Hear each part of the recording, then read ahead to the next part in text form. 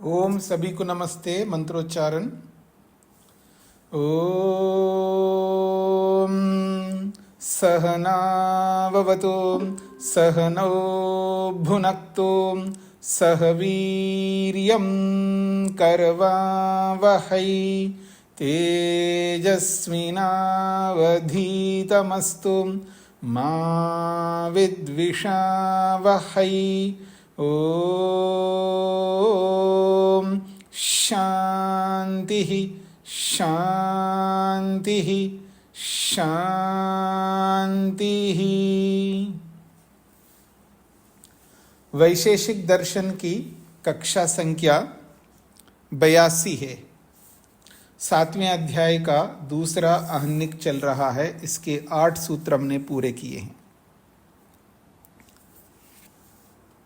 और पिछले प्रसंग में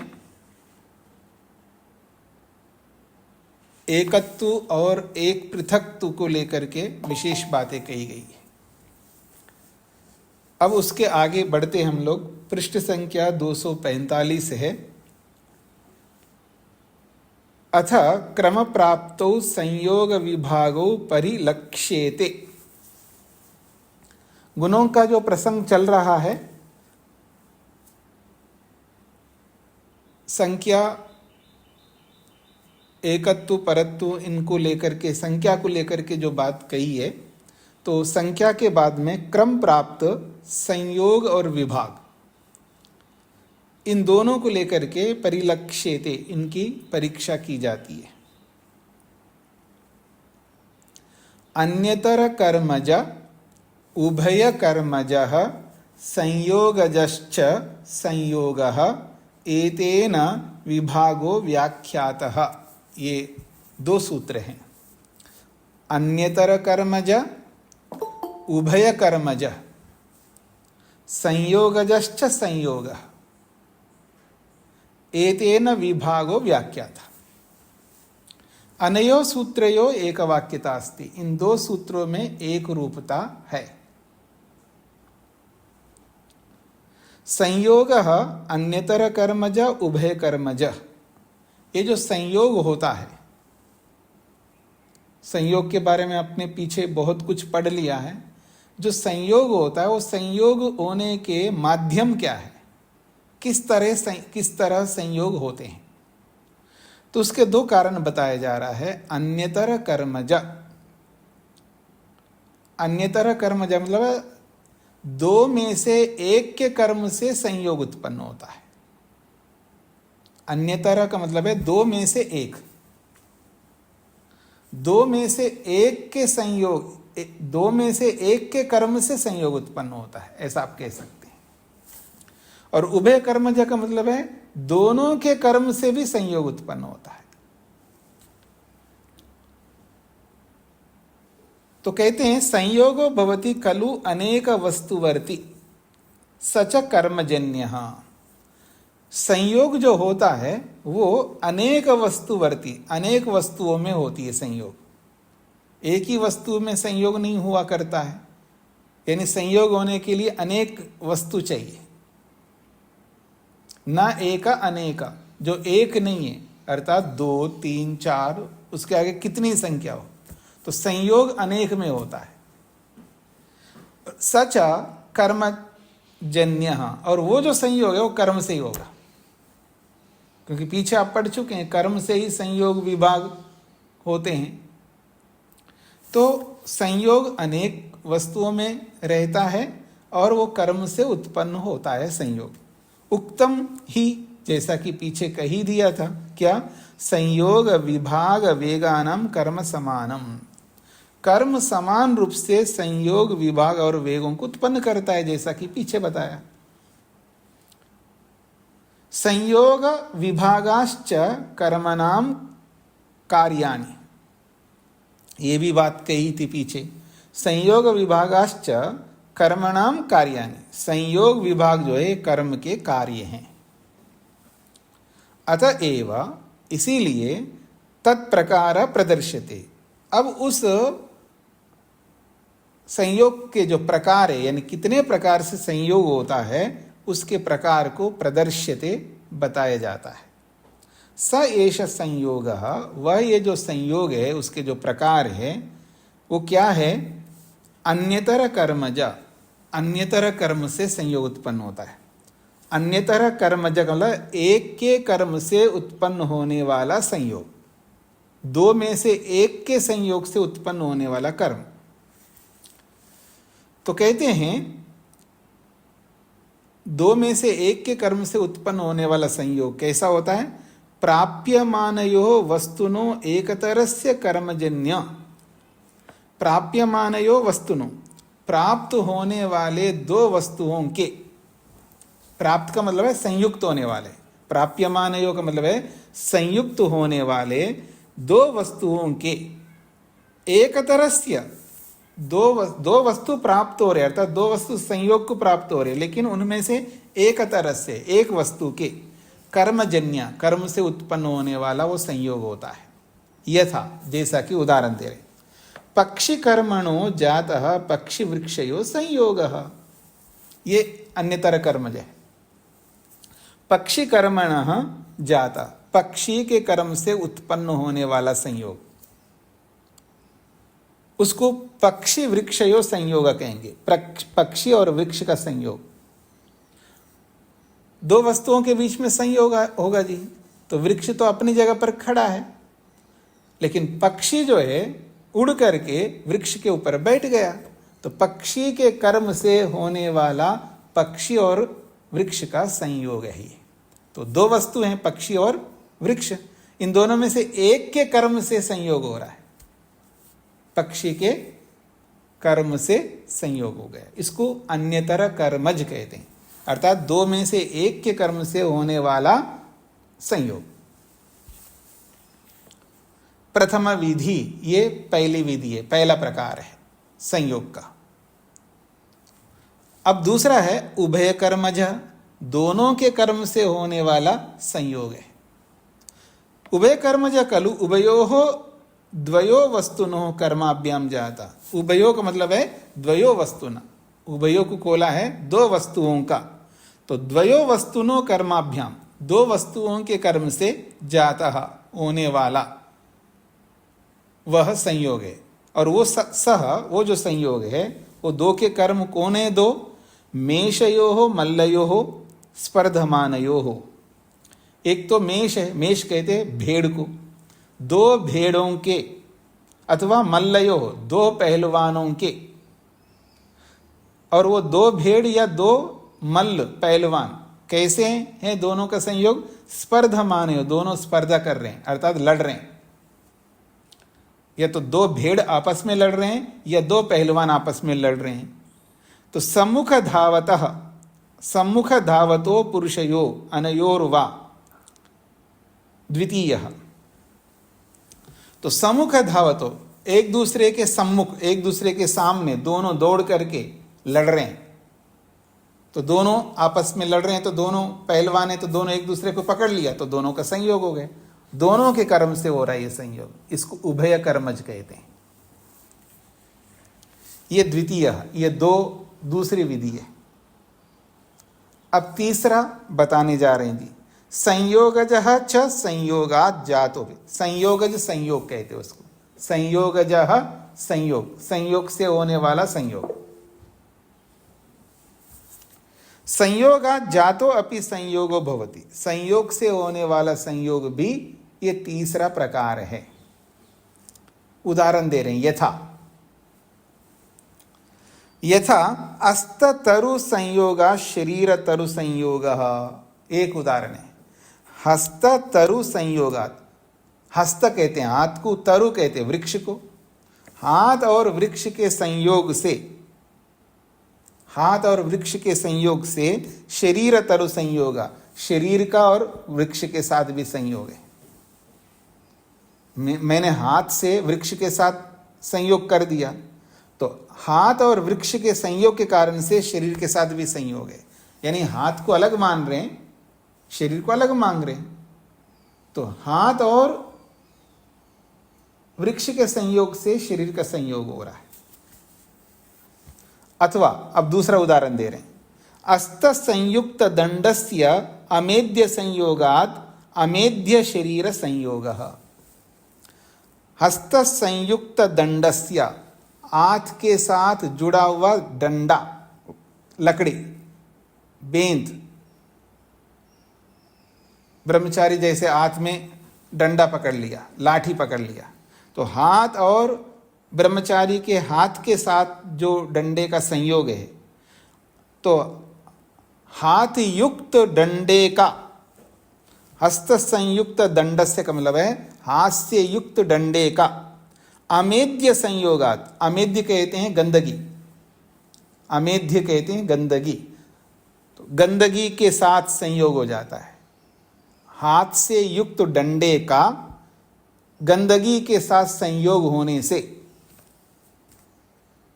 अमेध्य शरीर संयोग, और उस गंदगी का शरीर के साथ भी संयोग हो जाता है।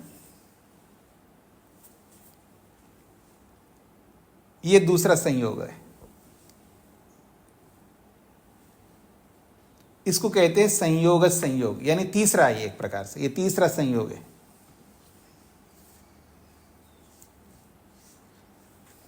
तो ये दो वस्तुओं का भी बताया है और संयोग संयोगज की बताया, और एक वस्तु का भी बताया, यानी एक वस्तु के कर्म से संयोग हो सकता है, दोनों वस्तुओं के संयोग से, दोनों वस्तुओं के कर्म से संयोग होता है, ये दूसरा है।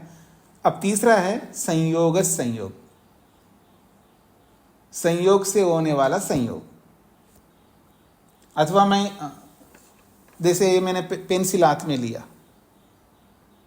पेंसिल हाथ में लिया और मोबाइल हाथ में ले लिया, पेंसिल और मोबाइल के साथ संयोग हो गया जी, दिख रहा है ना आपको, पेंसिल और मोबाइल का संयोग। तो पेंसिल और मोबाइल के संयोग से हाथ का भी संयोग हो गया, अथवा यूं भी कह सकता हूं, हाथ और पेंसिल के संयोग से मोबाइल के साथ भी संयोग हो गया। ये है संयोग संयोग, ये है, ये संयोग है, ये संयोग से फिर इसका संयोग, यानी दो संयोग हो गया। ये एक संयोग है, इस संयोग से इसका संयोग। अब मैं ऐसा भी बोल सकता हूं, हाथ और पेंसिल के संयोग से मोबाइल का संयोग हो गया, तो इस मोबाइल का संयोग शरीर के साथ भी है, क्योंकि शरीर हाथ के साथ संयोग है ना, तो इस मोबाइल का संयोग शरीर के साथ में भी है, ऐसा आप समझ सकते हैं। ये अभी तक जो बताया है। अब दूसरी बात, घरों में, पहले गांवों में, आजकल तो बड़े साधन हो गए जो आपको ऐसे टांगने की जरूरत नहीं पड़ती, आप फ्रिज में रखते हो, बढ़िया स्टोर करके अलग अलग डिब्बों में बंद करके बढ़िया ढंग से रखते हो। तो पहले जो होता था, त्रयानाम शंकुनाम बंधन संयोगात, त्रयानाम शंकुनाम का मतलब है तीन लकड़ियां हैं, तीन लकड़ियां, तीनों लकड़ियों का आपस में संयोग कर दिया हमने, रस्सी बांध करके जैसा भी, तो उसको कहते त्रयानाम शंकुनाम बंधन संयोगात। तीन लकड़ियों के बंधन रूपी संयोग से परस्परम, ये तीनों परस्पर, त्रिशंकु संयोग, त्रिशंकु संयोग कहलाता है वो, तीनों लकड़ियों का परस्पर संयोग है। ये तृतीयो भवत, ये तीसरा संयोग कहलाता है, यानी दो लकड़ियों का संयोग फिर तीसरे लकड़ियों के संयोग, यानी तीनों लकड़ियां जो है परस्पर एक दूसरे के साथ संयुक्त है। ऐसे अब तो बता दिया जी संयोग के बारे में, एक के कर्म से संयोग, दोनों के कर्म से संयोग, फिर संयोग से संयोग। फिर चौथा बताया है कि जैसे दो के कर्मों से संयोग होता है, ऐसे तीन के संयोग से भी कर्म होता है, वो त्रिशंकु संयोग कहलाएगा। चार के संयोग से भी अब कितने ही बढ़ा सकते हैं। अब कह रहे हैं विभाग को, इसका उल्टा कर दो, मेरी ओर देखिएगा। एक के कर्म से भी विभाग हो सकता है, दो के कर्म से भी विभाग हो सकता है, या विभागज विभाग से भी विभाग होता है, विभागज से भी विभाग हो सकता है। समझ में आ गया जी? संयोग जिस तरह का बना है, जितने प्रकार का संयोग है उतना ही प्रकार का विभाग है। बस संयोग को उल्टा कर दो तो विभाग हो जाएगा, उसी बात को कहा जा रहा एतेन विभाग व्याख्याता। इसी संयोग की प्रक्रिया से ही विभाग को समझ लेना चाहिए।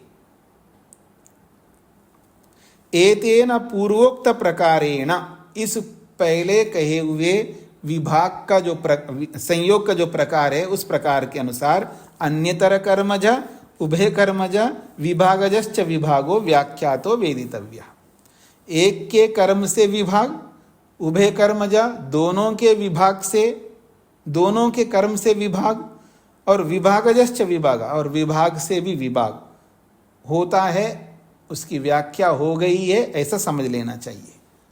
फिर भी उदाहरण दे रहे हैं, तद यथा गृह कोण स्थितस्य पक्षिणो गृहाद विभागः।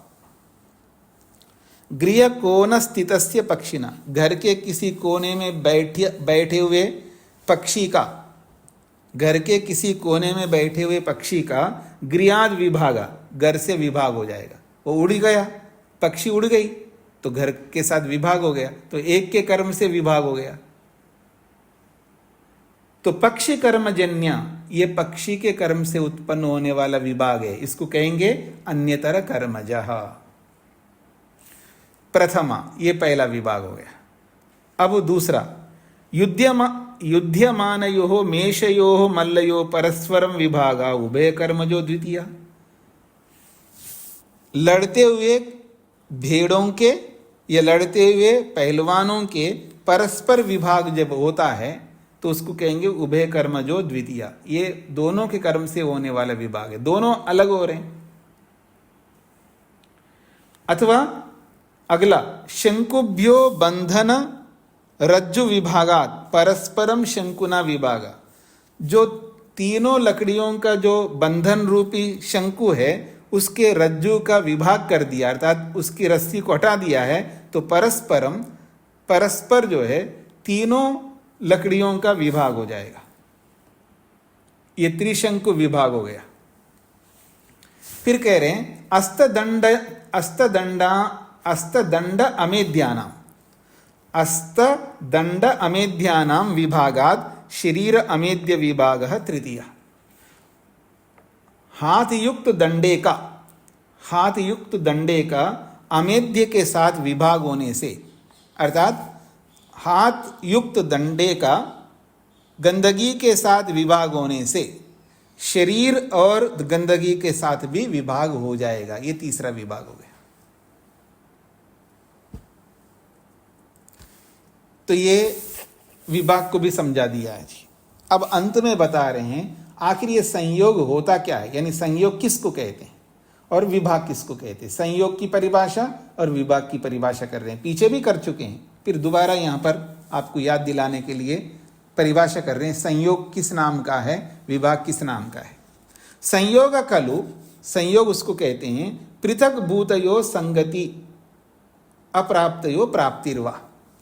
संयोग उसको कहते हैं पृथक भूतयो, जो पहले से अलग अलग है उनकी संगति को, जो पहले से अलग अलग हैं ऐसी वस्तुओं की जो संगति है उसको संयोग कहते हैं। अथवा यूं भी कह सकते हो अप्राप्तयो प्राप्ति। दो वस्तुओं की, दो वस्तु है, दोनों अप्राप्त है, एक दूसरे के साथ प्राप्त नहीं है, तो दो वस्तुओं के अप्राप्त को प्राप्त कराने को संयोग कहते हैं। इसका उल्टा करो विभाग, विभागस्तु तद विपरीत, विभाग तो उस संयोग का विपरीत है, अर्थात संयुक्तयो पृथक गमनम पृथक भावा। जो संयुक्त है उनका अलग होना ही विभाग कहलाता है। विशेष बात यह है न तो पूर्वता पृथक अवस्थितिर विभाग, न तो ये न त्रि लिखा है ना, त्रि को तू कर दीजिएगा, उकार कर दीजिएगा, री को ऊ कर देना, तकार में जो री है उसको उकार कर देना, या मिसप्रिंट है। न तो पूर्वता पृथक अवस्थितिर विभाग, जो पहले से अलग अलग वस्तु है वहां विभाग नहीं होता है। विभाग वहां होता है जो संयोग है, पहले से जुड़े हुए हैं, जुड़े हुए वस्तुओं का ही विभाग होता है। पहले से अलग है वहां कोई विभाग नहीं है। विभागस्य कर्मजन्यत्वात्, क्योंकि विभाग जो है कर्म से ही होता है, और जहां कर्म ही नहीं हुआ वहां विभाग कैसे होगा। मैं अलग बैठा हूं, आप अलग बैठे हैं, मैं अलग जगह हूं, आप अलग जगह हैं, तो हम दोनों के बीच में विभाग हुआ ऐसा नहीं कह सकते, क्योंकि कर्म से विभाग होता है। अर्थात पहले हम जुड़े हुए रहना चाहिए, हमको हाथ मिलाए हुए हैं, फिर कर्म किया हमने तो फिर अलग हो गए, ऐसा हो सकता है। तो कर्म से ही विभाग होता है और कर्म से ही संयोग होता है। अब पूरा हो गया। अब क्या पूछना है पूछिए निर्मला जी। नमस्ते स्वामी जी। जी। जैसे हम गोवा में संयुक्त हो गए, फिर वहां से पिछड़े तो विभाग हो गया, गोवा में सभी इकट्ठे हुए तो वो संयोग हो गया। जी, आपको इसमें कोई संदेह है क्या? नहीं, मतलब ये ठीक है क्या इसका उदाहरण? नहीं, क्यों, मतलब आपको संदेह है तब पूछिएगा, जब आपको संदेह नहीं तो क्यों पूछ रहे हैं आप? नहीं, मतलब इसका नहीं, मतलब कुछ नहीं है यहाँ पर, मतलब कुछ नहीं है। जब पूछा वहीं जाता है जब संयोग संदेह होता हो। ये तो स्थूल बात है, इसमें क्या संदेह करना आपको, इसमें पूछने वाली कोई बात ही नहीं है। जी, ठीक है। शकुंतला जी को क्या पूछना था? शकुंतला जी को क्या पूछना था? चलिए। नमस्ते स्वामी जी। जी। वैसे तो मुझे समझ में आ गया जी। यहाँ जो ये लिखा था ना, सम्मुख धावत हो पुरुषयो हो या नयो हो, उसमें थोड़ा मुझे संदेह था। अच्छा, यहाँ एक शब्द और भी है, वो मैंने बोला नहीं होगा। हाँ जी, ये है सम्मुख धावत हो पुरुषयो यानयोर वा। एक दूसरे के सामने दौड़ते हुए दो पुरुषों हो अथवा दो यान यानी दो गाड़ियां एक दूसरे के सामने दौड़ते हुए संयुक्त हो गए हों, तो ये दूसरा संयोग कहलाता है। जी, या तो यान हो या पुरुष हो, दोनों एक दूसरे के सामने दौड़ करके संयुक्त हो रहे हैं, ये बात कही। जी, यान यो छूट गया था, मैं बोला नहीं था। जी, स्वामी जी को क्या पूछना है? जी। ये जैसे संयोग था जी, तो विभाग नहीं होगा। विभाग नहीं होता है, वो भी होता है ना। जैसे संयोग होता है, ऐसे विभाग भी हो जाता है। और तीसरी बात आपने नहीं बताई, इसलिए मैंने उसको नहीं बताया था। विभाग भी वैसे ही होता है, बताया ना। ये है ना, अस्तदंड अमेद्यानाम विभागा शरीर अमेद्य विभाग तृतीय, ये बताया था ना।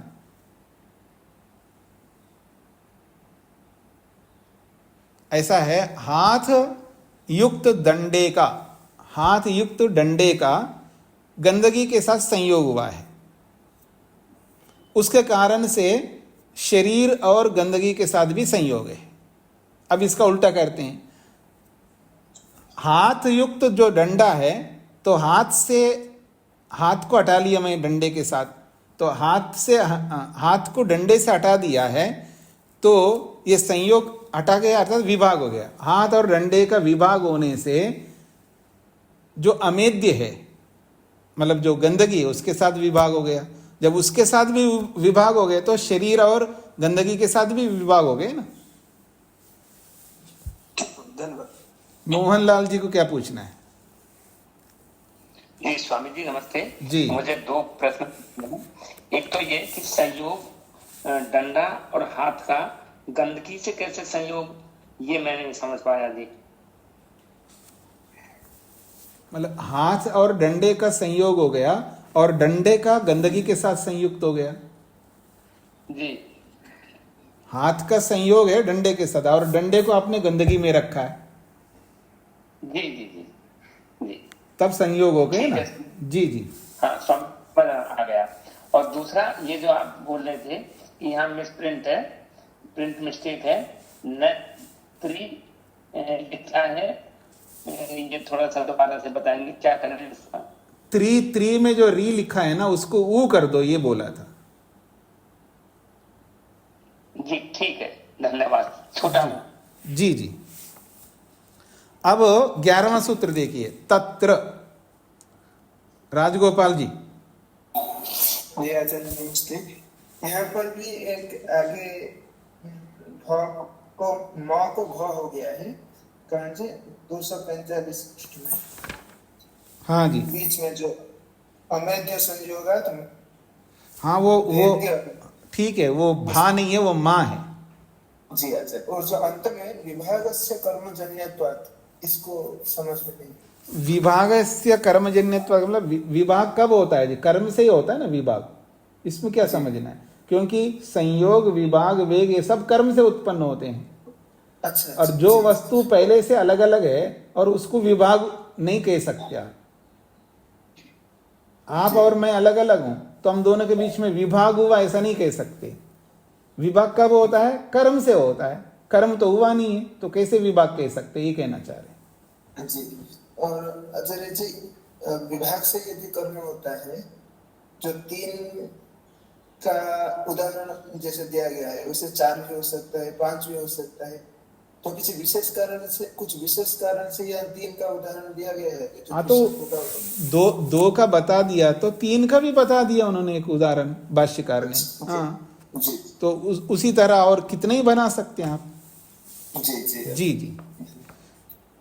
अब संयोग विभाग को बता दिया जी, तो संयोग में संयोग नहीं रहता, विभाग में विभाग नहीं रहता, ये बताया जा रहा है। बस इतनी सी बात है। 11वां सूत्र, संयोग विभाग यो संयोग विभाग अभाव अनुत्व महत्वाभ्याम व्याख्याता। संयोग और विभाग में संयोग विभाग का अभाव होता है, अर्थात संयोग में संयोग, विभाग में विभाग नहीं रहता। इसको कैसे समझो? अणुत्व और महत्व के समान समझ लेना चाहिए। संयोगे संयोग अभाव, विभागे विभाग अभाव अस्ति। संयोग में संयोग का अभाव है, विभाग में विभाग का अभाव है। और ये बात अणुत्वे अणुत्व अभाव अभावो महत्वे महत्व अभाव, जैसे अणुत्व में अणुत्व का अभाव है और महत्व में महत्व का अभाव है, जैसा इसमें यथा जैसे इसमें तथैव अत्रापि विज्ञेयम्, वैसा ही संयोग विभाग में भी समझ लेना चाहिए। किनका माइक ऑन है? माइक बंद करके रखिए। क्यों भूल जाते हैं आप लोग? हाँ जी, 11वां सूत्र समझ में आ गया जी सबको? आगे बढ़ रहा हूं मैं, सरल बात है। एक समझ में आए तो सब समझ में आएंगे। संयोग में संयोग नहीं रहता, विभाग में विभाग नहीं रहता।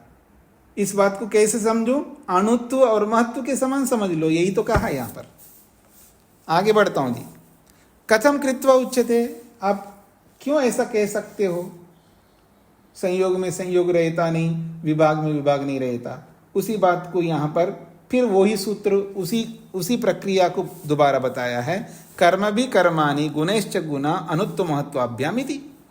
कर्म कर्मों में नहीं रहते, गुण गुणों में नहीं रहते। ये अनुत्व और महत्व के विषय में जैसा बताया वैसे समझ लेना। यहाँ पर भी कर्म भी कर्माणि, कर्मों के द्वारा कर्म और गुणों के द्वारा गुण आपस में नहीं रह सकते।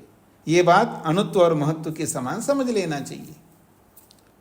कर्म भी असंबद्धानि कर्माणि, कर्म कर्म से संबद्ध नहीं होते, अर्थात कर्म में कर्म नहीं रहते।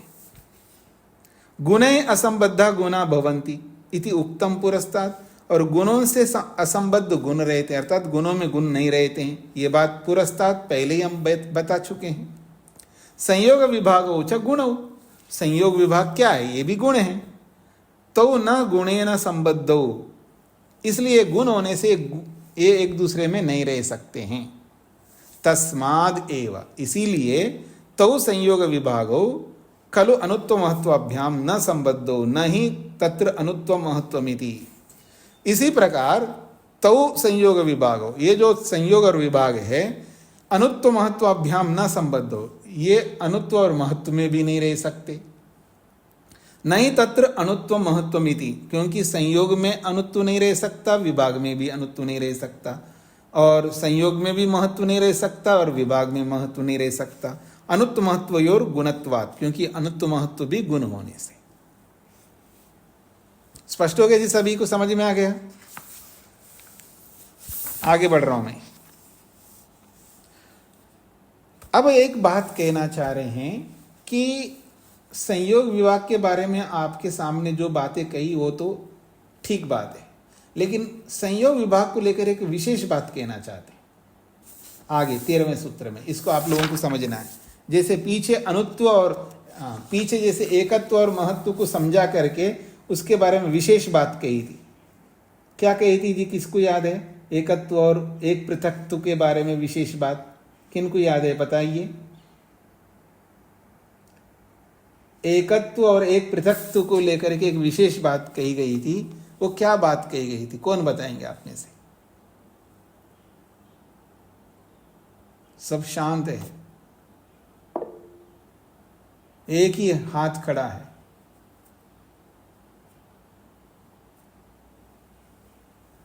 हाँ, सुभाषिनी जी बताइए।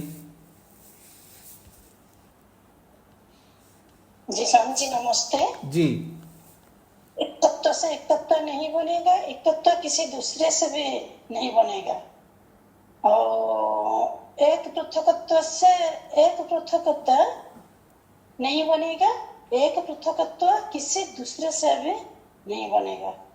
हाँ, इसी बात को दूसरे शब्दों में कहना चाहिए तो सब कुछ स्पष्ट हो जाता है। लवनीश जी बताइए।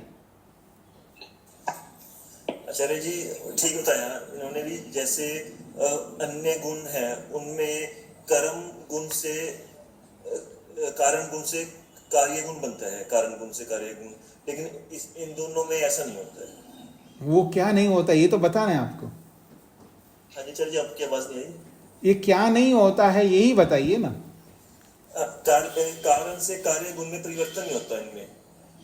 ये सबको समझ में नहीं आ रहा है जो आप बता रहे हैं। आप सही बता रहे हैं, दोनों ने सही बताया, लेकिन सबको समझ में आने वाली इजी लैंग्वेज में बताना है आपको। अच्छा, नहीं बता रहे हैं तो फिर अच्छा, अंजलि जी बताइए। स्वामी जी नमस्ते। ये तत्व और पृथकत्व ना कारण बनते हैं ना कार्य की श्रेणी में आते हैं। हाँ, ये बताना था। आप दोनों ने सही बताया, लेकिन सबको समझ में आने वाली भाषा में बताना है ना, जो पीछे बताया था सूत्रकार ने। एकत्व एक पृथकत्व एक ऐसे गुण हैं जो ना तो कार्य बनते हैं और ना कारण बनते हैं। ये विशेष बात कही थी, ठीक है ना। आप दोनों ने गलत नहीं बताया, लेकिन बताने की शैली से बताएंगे तो सबको समझ में आएगा। और आप लोगों ने जो बताया वो विशेष लोग ही समझ पाएंगे, यानी ज्यादा बुद्धिमान लोग समझेंगे। कम बुद्धिमान वालों को भी हमको समझाना चाहिए, इस तरह की भाषा में बताना, ठीक है। अब ऐसे ही संयोग विभाग के बारे में अब विशेष बात बताने जा रहे हैं। अधुना संयोग विभाग विषय विशिष्ट वृत्तम उच्यते।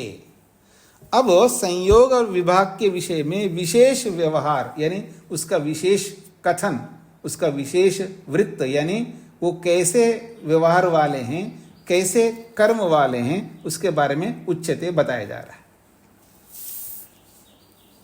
ध्यान से सुनिएगा तो एक ही बार में समझ में आएगा। आप लोग कई बार ध्यान से नहीं सुनते, आपका मन इधर उधर जाता रहता है। घर वालों के प्रति, घर के आसपास में आने जाने वालों के प्रति, कभी किसी को बुलाने में, किसी से बात करने में, या पानी पीने में, या पता नहीं किस किस में आप मन लगाते हैं। विद्यार्थी को थोड़ा तप भी करना पड़ता है। आजकल इतने साधन हो गए ना, विद्यार्थी लोग पानी लेकर के बैठते हैं क्लास में और बीच बीच में पानी पीते रहते हैं। विद्यार्थी, एक बात, अध्यापक भी ऐसे काम करते हैं। हाँ, कोई रोग है किसी को तो मैं उसके लिए विकल्प है, चाहे अध्यापक हो विद्यार्थी हो। अगर कोई रोग नहीं है तो अब ऐसा क्या आ पड़ा है कि 1 घंटे तक आप रोक नहीं सकते पानी को पीने को? फिर तपस्या क्या होती है? आपको जब क्लास में बैठना है तो पानी पी करके बैठिएगा ना। जो अति आवश्यक चीजों को करके बैठना चाहिए। ये पढ़ने की पद्धति नहीं है, क्योंकि साधन जब बहुत ज्यादा बढ़ जाते हैं ना तो हम लोग आलसी बन जाते हैं। जब साधन जब कम होता है ना तो हम बिल्कुल तपस्या करते हैं। तप वही व्यक्ति करता है जो साधनों के होते हुए भी कम साधनों का प्रयोग करता हो। आप सामर्थ्य वाले हैं, साधन संपन्न लोग हैं आप, मैं भी हूं, इसमें कोई आपत्ति नहीं। लेकिन जहां आवश्यक साधन है तब तो प्रयोग करना ही होगा। जिसके बिना कार्य ही नहीं चल सकता हो उसका तो प्रयोग तो सभी को करना है, जैसे मैं भी करता हूं। लेकिन जहां जिसके बिना काम चल सकता हो वहां उनका प्रयोग नहीं करना चाहिए, नहीं तो तपस्या कैसे कर पाएंगे हम लोग। और तप बहुत बड़ी चीज है योग में, बिना तपस्या के तो भगवान मिल ही नहीं सकता। अब वो संवेदनशील है, शरीर को स्वस्थ रखने के लिए मंजूर है, मेरे को स्वीकार्य है, लेकिन इतना ज्यादा संवेदनशील भी मत बनाइए कि 1 घंटे में आप पानी नहीं पिएंगे तो मर जाएंगे हम लोग। ऐसा नहीं होता है। प्यास लगने पर पानी पीना चाहिए, मैं मना नहीं कर रहा हूं। अगर क्लास प्रारंभ होने से पहले पानी पीने के बाद में 1 घंटे के बीच में पानी की आवश्यकता पड़ रही है, प्यास लग रही है, इसका मतलब रोग है। तो रोगी के लिए तो विकल्प है, जो रोगी नहीं है उसके लिए कोई विकल्प नहीं है। ये तो मैंने एक उदाहरण दिया पानी का। ऐसे बहुत सारे काम करते हैं हम लोग क्लास के समय। विद्यार्थी के समय विद्या अर्जन में ही मन लगाना चाहिए, दूसरे कोई काम नहीं करना चाहिए। जैसे कोई आईटी का काम करने वाला जो आजकल वर्क फ्रॉम होम करता है, जब उसकी मीटिंग हो रही होती है तब सबको बोल के रखता है वो, नहीं मेरे कोई डिस्टर्ब नहीं करना, मेरे रूम में एंट्री नहीं कर सकते कोई, चुपचाप पिन ड्रॉप साइलेंस होना चाहिए, कोई डिस्टर्ब नहीं कर सकता। फिर वो एकांत हो जाता और मीटिंग कर रहा होता। उस समय अगर कोई डिस्टर्ब करे तो देखना फिर बाद में कितना गुस्सा करेगा वो। मतलब पैसे कमाने के लिए संवेदनशील होना चाहिए, विद्या ग्रहण करने के लिए नहीं होना चाहिए। सोचो आप, मतलब बहुत बड़ा काम है विद्या ग्रहण करना, विद्या अर्जन करना कितना महत्वपूर्ण कार्य है। उसके लिए तो आप कोई संवेदनशील ना हो और व्यर्थ के कामों में संवेदनशील हो जाओ और पैसे नहीं भी कमाए तो क्या फर्क पड़ता है। एक दिन, जीवन भर के लिए नहीं बोल रहा हूं, एक दिन अगर पैसा नहीं कमाए क्या फर्क पड़ता है। रोज वैसे कमाते, एक दिन नहीं कमाए क्या फर्क पड़ेगा।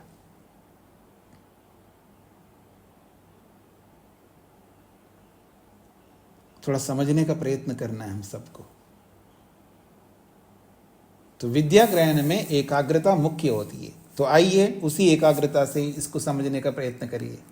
युत सिद्धि अभावात् कार्य कारणयोः संयोग विभागो न विद्येते। युत सिद्धि अभावात् कार्य कारणयोः संयोग विभागो न विद्येते।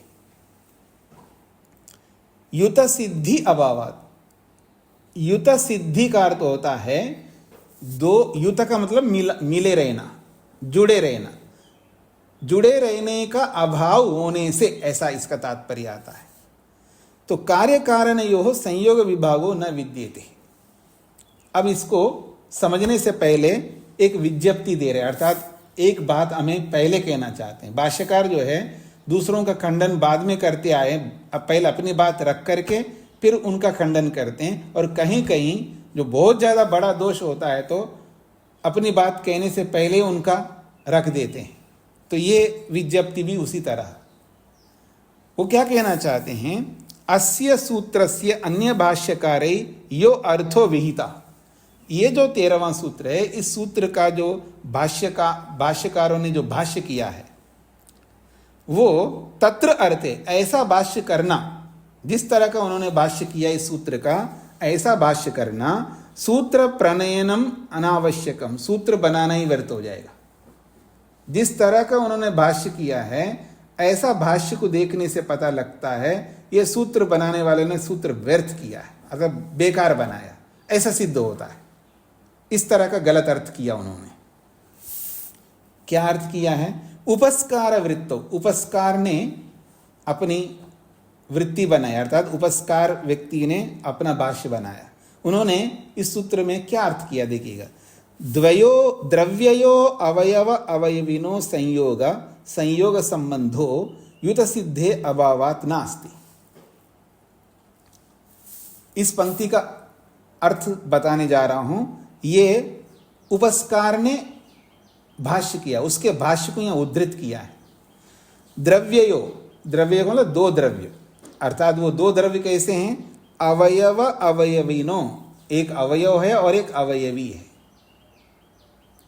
इन दोनों का संयोग अर्थात संयोग संबंध, इन दोनों का जो संयोग संबंध है, युत सिद्धे अभावात्, युत सिद्धे अभाव मतलब मिले हुए ना होने से,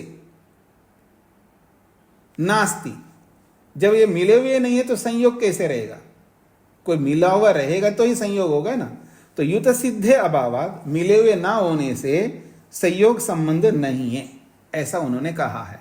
अर्थात अवयव और अवयवी का दोनों का संयोग या संयोग संबंध ना होने से यहां संयोग नहीं है, ऐसा अर्थ किया उन्होंने। इति उक्तम, इस तरह का उन्होंने अर्थ किया है। परंतु अब भाष्यकार कह रहे हैं सूत्रे तो संयोग विभागो, सूत्र में तो संयोग और विभाग दोनों को लेकर के बात कही है। और विचारणायाम उपस्थापितो सूत्रकारेण, सूत्रकार के द्वारा विचार करने के लिए संयोग विभाग दोनों को लिया है। किंतु उपस्कार वृत्तो संयोग एवं विचारणायाम गृहीता, और उपस्कार वृत्ति वाले ने जब इस सूत्र की व्याख्या करते हुए केवल संयोग को लेकर के विचार किया। ऐसे कैसे कर सकते हैं? जब दोनों को विचार में रखा है तो दोनों का विचार ना करके एक ही का विचार कैसे कर सकते हो? ये उनका दोष है। फिर कहते हैं अन्य भाष्यकार यद्यपि संयोग विभागो दो अपि विचारणायाम गृहीतो, उपस्कार को छोड़कर के बाकी भाष्यकारों ने तो संयोग विभाग दोनों को लेकर के तो विचार किया है। परंतु यदा संयोग विभागो खलु अन्यतर कर्मजो तथा उभय कर्मजो युतसिद्धयो पृथक पृथक अवस्थितयो, यदा जब संयोग विभाग हो, संयोग हो या विभाग हो, ये दोनों या तो अन्यतर कर्म से होंगे, यानी दोनों में से एक के कर्म से होंगे, या उभय कर्म जो दोनों के कर्मों से होने वाले होंगे। तो युतसिद्धयो पृथक पृथक अवस्थितयो, युतसिद्धयो अर्थात उसको बोला है पृथक पृथक अवस्थितयो, जो अलग अलग विद्यमान हैं। तो अलग अलग विद्यमान वस्तुओं का तत्कर्म संभव, उनके कर्मों से होने वाले यह संयोग या विभाग, तदा कार्य कारणस्थौ संयोग विभागो स्वतः एव न भवता। जब कार्य कारणस्थौ संयोग विभागो, कार्य में या कारण में विद्यमान जो संयोग विभाग है स्वतः एव न भवता, ये स्वतः ही नहीं हो सकते। तत्र विचारणा खलु अनवसरा, ऐसी स्थिति में उनका विचार करना तो व्यर्थ हो जाएगा। कार्य के रूप में हो या कारण के रूप में हो तो संयोग विभाग तो स्वतः एव नहीं होंगे। जो कार्य पहले से विद्यमान है उसमें ना तो संयोग हो रहा है और ना विभाग हो रहा है, वो तो कार्य के रूप में विद्यमान है। जैसे मेरा शरीर है, अब मेरे शरीर में कोई संयोग थोड़ा हो रहा है, अथवा ये शरीर ना रह करके कारण के रूप में पंचमहाभूत अलग अलग है, तो चाहे कारण के रूप में रहे या कार्य के रूप में रहे, तो दोनों स्थितियों में संयोग नहीं हो रहा है, विभाग भी नहीं हो रहा है, तो विचार करने की कोई आवश्यकता ही नहीं है। जब आवश्यकता नहीं है तो इन्होंने क्यों विचार किया उसके बारे में, ये कहना चाह रहे। तस्मात्, इसीलिए अत्र केनचित विशिष्टेन अर्थेन भवितव्यम, इसलिए ये बातें ना हो करके यहां कोई विशेष अर्थ होना चाहिए। सच अर्थो अत्र अधुना विधीयते, वो विशेष अर्थ क्या हो सकता है वो मैं करने जा रहा हूं, उन्होंने नहीं किया, ये बात कही गई है। हाँ जी, तो ये विज्ञप्ति समझ में आ गई जी सभी को? जिनको समझ में नहीं आए वो पूछ सकते।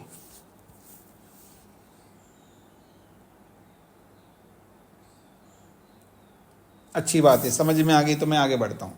अब सूत्रकार भाष्यकार जो विशेष अर्थ है वो बताने जा रहे हैं।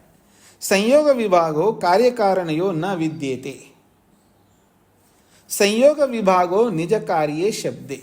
अब कह रहे हैं संयोग जो विभाग है दोनों अपने निज कार्य शब्द के विषय में बताना चाह रहे हैं।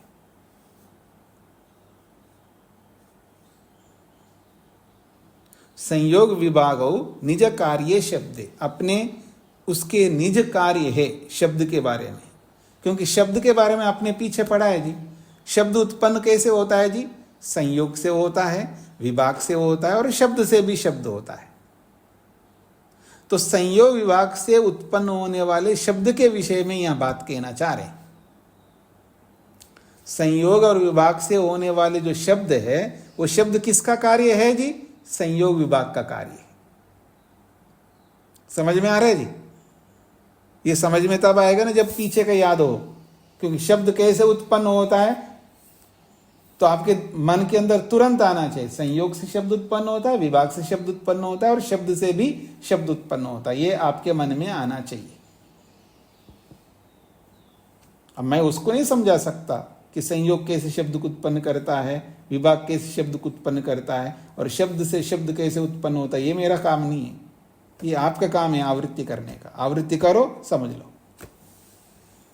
तो कहते संयोग विभागो निज कार्य शब्द। संयोग विभाग ये दोनों अपने निज कार्य शब्द के विषय में यह बताना चाह रहे हैं। तो निज कार्य शब्दे न विद्यते, अपने कार्य रूपी शब्द में ये संयोग विभाग नहीं रहते, क्योंकि संयोग शब्द को उत्पन्न करते हैं। संयोग शब्द को उत्पन्न करता है, तो शब्द को उत्पन्न करके उस शब्द में संयोग नहीं रह सकता। विभाग शब्द को उत्पन्न करता है, उत्पन्न करके उस शब्द में विभाग नहीं रह सकता। ये कहना चाह रहे हैं सूत्र से। हाँ जी नीरजा जी, आपको क्या समझ में आई?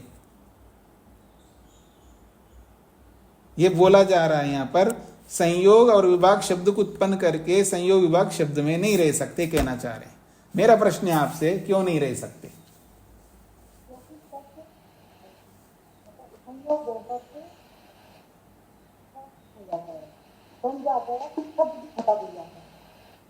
नहीं सुनाई दे रहा है आप क्या कहना चाह रहे हैं?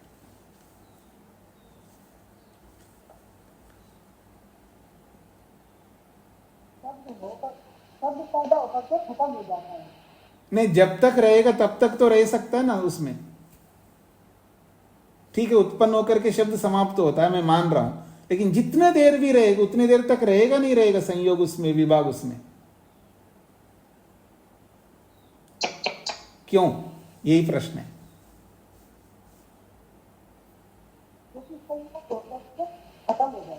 अरे खत्म होता है, मैं भी मान रहा हूं जी, लेकिन जब वो शब्द कुछ एक सेकंड के लिए तो शब्द रहता है ना सुनाई देने तक, ये सुनाई देने से पहले समाप्त हो जाएगा। नहीं, वो आगे बढ़ता जाता है। इसका मतलब आपको सिद्धांत समझ में नहीं है, सीधी बात है। योगेश जी बताइए। संयोग विभाग शब्द को उत्पन्न करते हैं, लेकिन शब्द में संयोग विभाग क्यों नहीं रह सकते? क्योंकि क्षणिक होने से शब्द उत्पन्न होकर नष्ट हो जाते हैं। समझ में नहीं आया आपको? कौन बताएंगे जी? लवनीश जी ने हाथ खड़ा किया, बताइए। आचार्य जी, गुण में गुण नहीं रहता। ये मुख्य उत्तर है। इतना पढ़ने के बाद भी अगर आपको समझ में नहीं आ रहा है तो आप एकाग्र नहीं हो रहे, सिद्धांत को पकड़ नहीं रहे। आपको संयोग क्या है ये समझ में नहीं आ रहा है और शब्द क्या है ये समझ में नहीं आ रहा है, ये माना जाएगा। शब्द तो एक गुण है, संयोग भी गुण है। भले संयोग शब्द को उत्पन्न करता है, गुण गुण को उत्पन्न करता है, इसमें कोई आपत्ति नहीं है, पीछे भी पड़ा है। लेकिन प्रश्न है कि संयोग विभाग शब्द को उत्पन्न करके शब्द में क्यों नहीं रह सकते? मिट्टी घड़े को उत्पन्न करके घड़े में रहती है मिट्टी, तंतु कपड़े को उत्पन्न करके उसमें रहता है, तंतु रहते हैं उसमें। लेकिन संयोग विभाग शब्द को उत्पन्न करके कारण होकर, क्योंकि उनके कारण से शब्द उत्पन्न होगा, लेकिन कार्य को उत्पन्न करके भी कार्य में नहीं रह सकते ये संयोग विभाग। क्यों? क्योंकि सामर्थ्य नहीं है उसमें रहने का, क्योंकि वो स्वतंत्र नहीं है, गुण में गुण नहीं रह सकता। ये उत्तर है। अब तो समझ में आ गया योगेश जी? इधर उधर आप जा रहे हैं, वो क्षणिक है, वो तो मैंने मान लिया, शब्द उत्पन्न होता है समाप्त होता है, क्षणिक है। लेकिन जितने देर तक रहेगा, चाहे वो एक क्षण के लिए रहता है, तो वो एक क्षण के लिए संयोग रहता नहीं रहता, तो आपको ना चाहे एक क्षण रहे चाहे बना रहे शब्द, समाप्ति ना हो, तो भी नहीं रह सकता संयोग विभाग। ये होना चाहिए। इसलिए नहीं रह सकता क्योंकि गुण है, वो नहीं रह सकता उसमें। ये बताना चाहिए आप लोगों को जी। बहुत आवृत्ति करनी है आप लोगों को सिद्धांतों को लेकर के। एक बार वैशेषिक पढ़ने के बाद आपको लगता है कि 10 बार पढ़ना पड़ेगा आपको। जी आगे बढ़ता हूं जी। तो कहते हैं अतच संयोग विभागो निज, कहते हैं संयोग विभागो निज कार्य शब्दे न विद्येते। संयोग और विभाग अपने कार्य रूपी शब्द में न विद्येते, नहीं रह सकते। यथा, अब उदाहरण दे रहे हैं समझाने के लिए। यथा तंतवो निज कार्य वस्त्रे विद्यन्ते, जैसे धागे अपने कार्य रूपी वस्त्र में रहते हैं पर ये नहीं रह सकते। अतच संयोग विभागो निज कारणे कर्मणि न विद्येते, यहाँ अणा ना होकर के न विद्येते होना चाहिए, अणा को न कर देना। अतच और एक बात है, संयोग विभागो निज कारणे कर्मणि, संयोग और विभाग निज कारणे कर्मणि, संयोग विभाग को उत्पन्न करने वाले कौन है जी? कर्म है। तो संयोग विभाग अपने कारण रूपी कर्म में भी न विद्येते, नहीं रहते। यानी संयोग विभाग जो है अपने कारण रूपी कर्म में भी नहीं रह सकते। हाँ जी नीरज जी, समझ में आ गया आपको? यहां भी कोई डाउट है आपको? नहीं आए ना? संयोग विभाग किन से उत्पन्न होते हैं? कर्म से उत्पन्न होते हैं। कर्म कारण है संयोग और विभाग को उत्पन्न करने के लिए। तो संयोग विभाग कार्य हो गए और कारण हो गया कर्म। तो संयोग विभाग कार्य जो है ये जिस कर्म से उत्पन्न होते हैं उस कारण में भी संयोग विभाग नहीं रह सकते। क्यों बताइए नीरज जी? कर्म संयोग को उत्पन्न कर रहा है। जैसे मिट्टी घड़े को उत्पन्न कर रहा है, तो घड़ा जो है मिट्टी में रहता है, अपने कारण में रहता है। लेकिन संयोग विभाग जो कार्य है वो कर्म से उत्पन्न हो रहे हैं, अपने कारण रूपी कर्म में संयोग विभाग नहीं रह सकते। क्यों?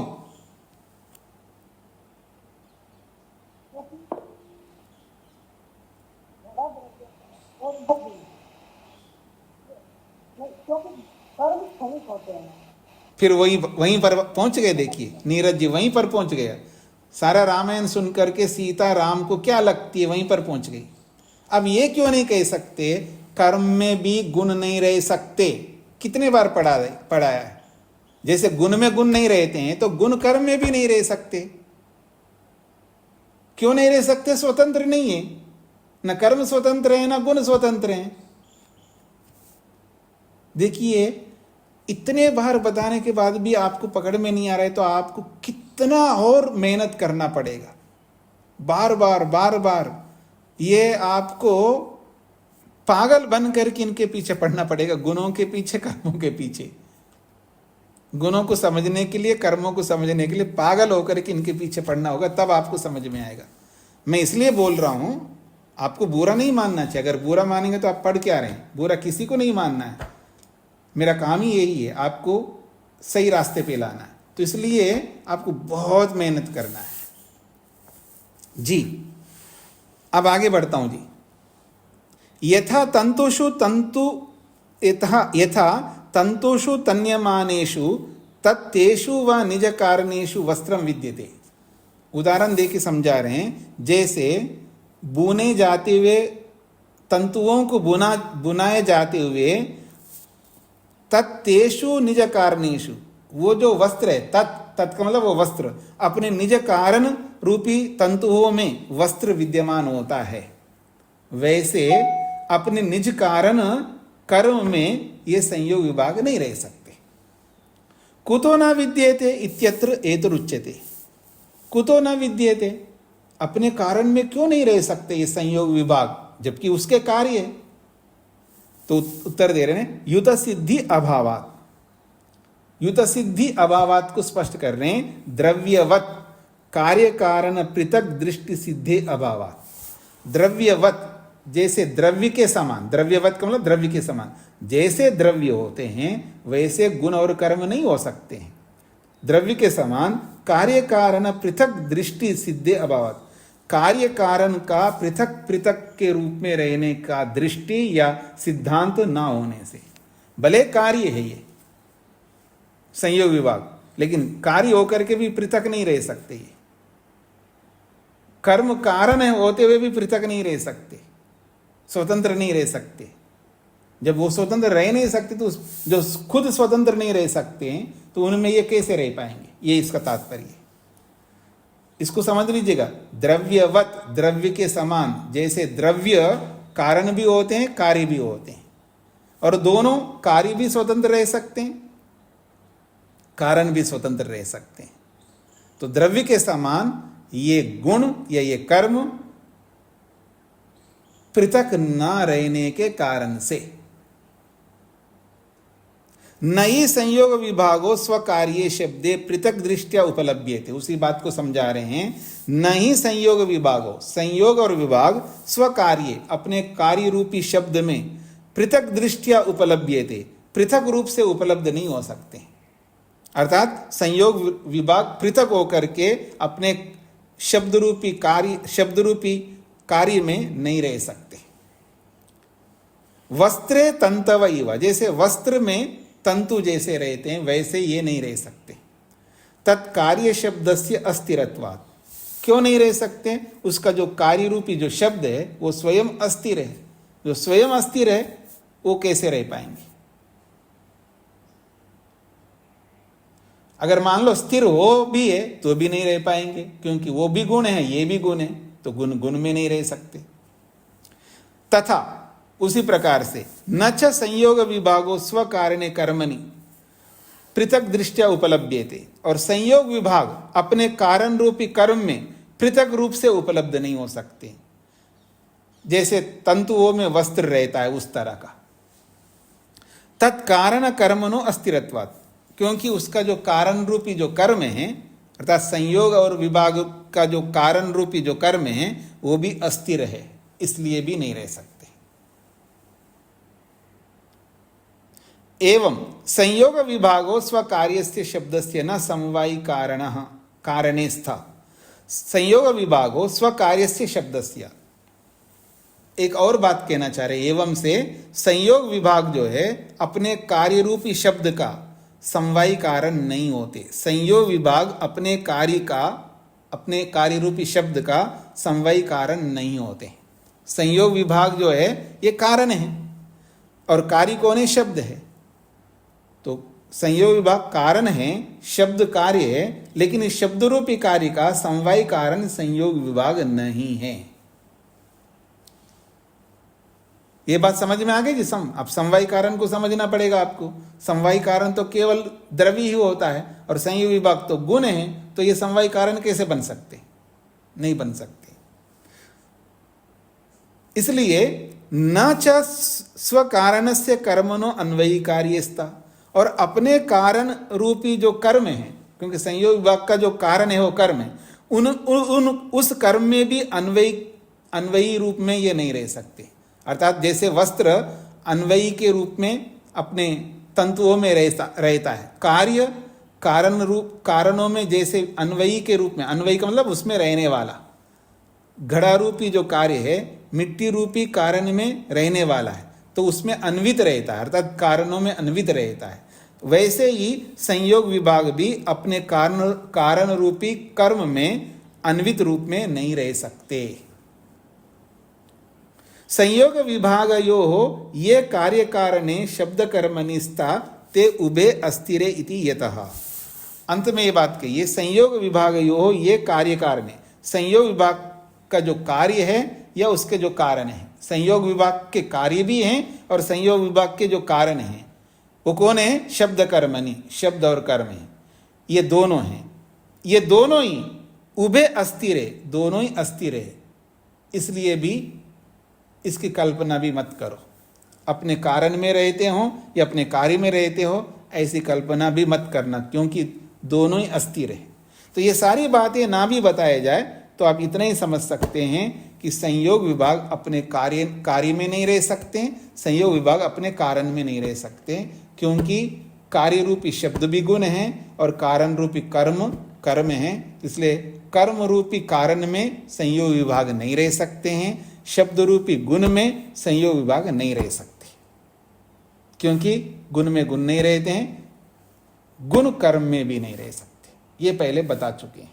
ये बात यहाँ पर कही गई है। तो आप लोग इसको अच्छी तरह समझ के आइए, फिर कोई बात समझ में ना आए तो पूछना बाद में। शकुंतला जी को क्या कहना है? हाँ, नमस्ते स्वामी जी। ये जो शब्द है पृथक दृष्टियों उपलभ्यते, इसको थोड़ा समझना है। पृथक दृष्टि से अर्थात पृथक रूप से दिखाई नहीं देता, इसका यह तात्पर्य। पृथक दृष्टिया न उपलब्ध, ना को इसके साथ में देना। संयोग विभाग जो है अपने कारण रूपी कर्म में पृथक दृष्टि से उपलब्ध नहीं, अर्थात पृथक रूप से दिखाई नहीं देता। दृष्टि का मतलब रूप लेते, पृथक रूप से दिखाई नहीं देते। जी जी, आगे का न लेना है ना साथ में। हाँ, ना तो लेना ही है, ना को अंत में जोड़ना होता है। जी जी। अनीता जी को क्या कहना है? स्वामी जी, ये युद्ध सिद्धि का अर्थ स्वतंत्र अस्तित्व का भाव यही लेना है ना? हाँ जी। जी। ओम शांति शांति शांति ही।